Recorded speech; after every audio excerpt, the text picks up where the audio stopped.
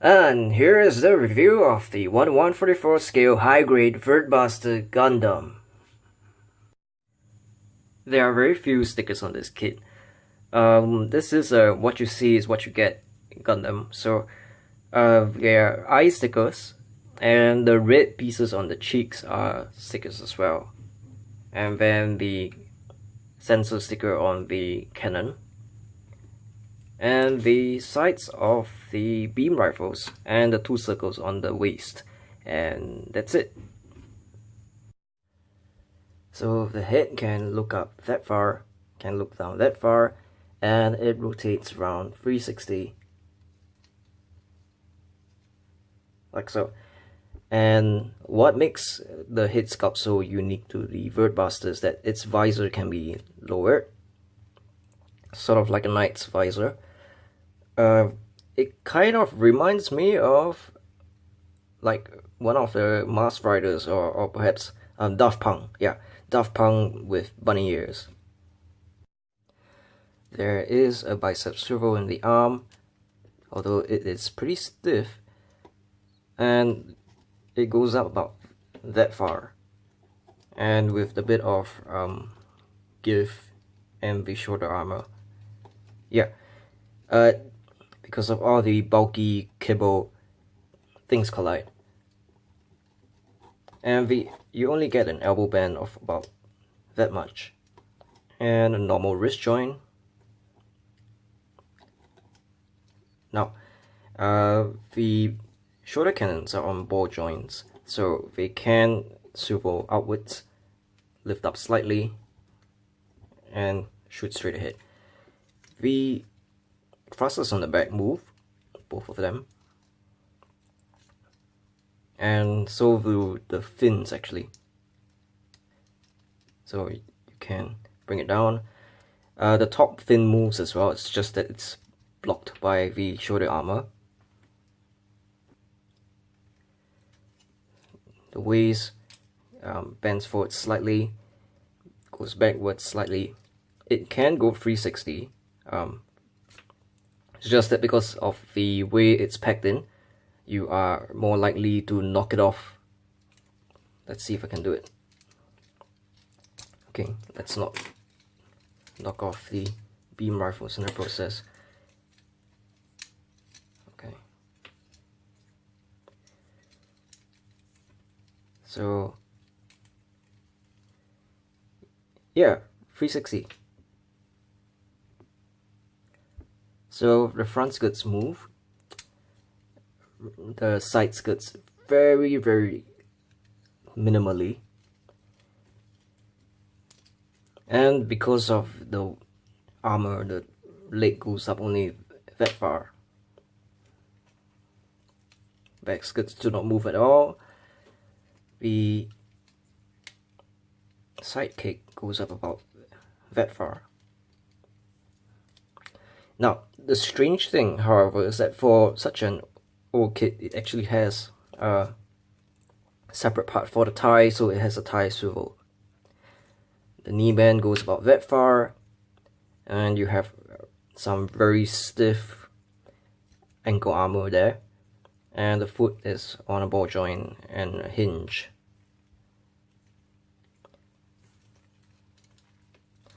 And that's it for articulation. The shoulders of the Verde Gundam hold missile ports in them, which you can open up like so. The pegs are just held on by friction, but they are not loose, so I can shake the kit and things will not fall off. I have colored them in metallic red. They come in molded in one piece.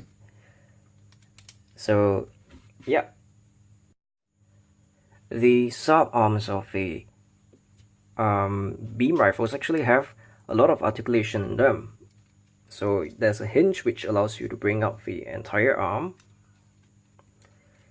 A little joint that rotates here that allows you to bend the arm at 2 points.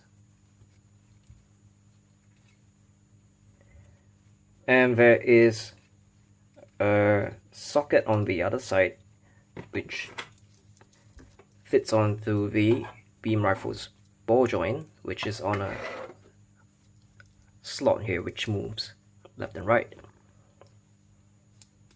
So yeah, there is a lot of articulation in this thing. The problem being is that the hand covers of this kit are extremely difficult to remove. But that's a good thing in my book, because having tight hand covers is better than having loose pieces falling off all the time. So the easy thing to do here would be to take the hands off the kit first, put them on the rifles, which can take a while because of how hard they are to take apart.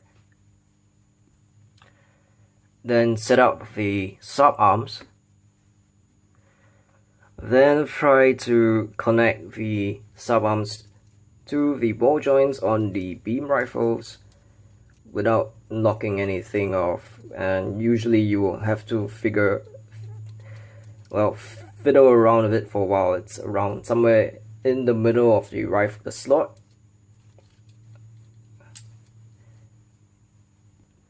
And after some fiddling, you can get them to point forwards.